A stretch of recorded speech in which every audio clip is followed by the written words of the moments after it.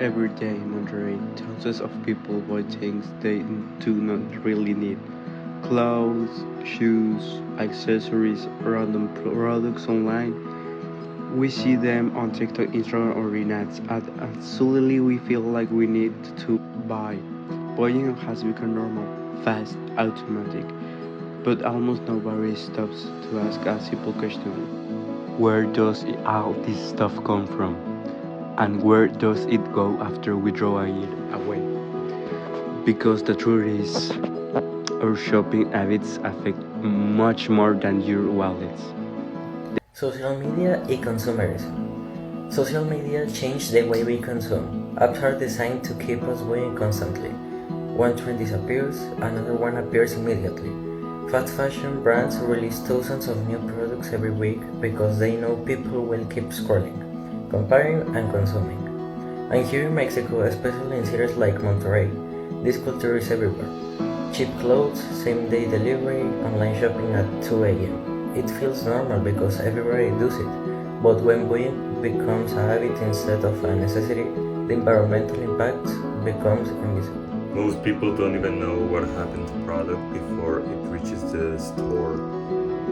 To make cheap clothes, factories use huge amounts of water, electricity, chemicals, and fuel. The fashion industry is directly responsible for a large percentage of global pollution and greenhouse gas emissions. So, what happened after people stopped using these products? Well, most of them end up in landfills and probably in the sea. In Mexico, thousands of tons of waste are generated every day, much of them from packaging, textiles, and disposable products. So what it looks like another shirt or another product, and that's as a pollution that contaminates over and over for years. But this is not only about the environment. There are people behind every cheap product. Many fast fashion companies depend on workers in poor conditions, low salaries, and unsafe factories to keep prices low and production fast. The cheaper products becomes for us. Usually, the higher the human cost becomes for someone else.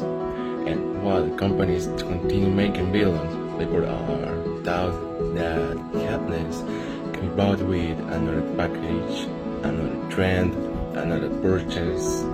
But consumption never really ends because the system depends always on waiting for more. This problem feels far away until we look at our own lives.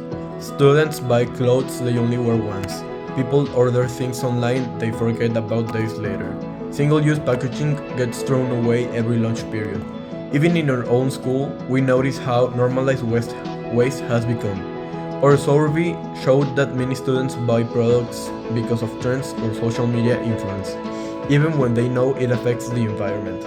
But something important also appeared in the results. Most students say they would be willing to change their habits if they understood the problem better. That means awareness matters.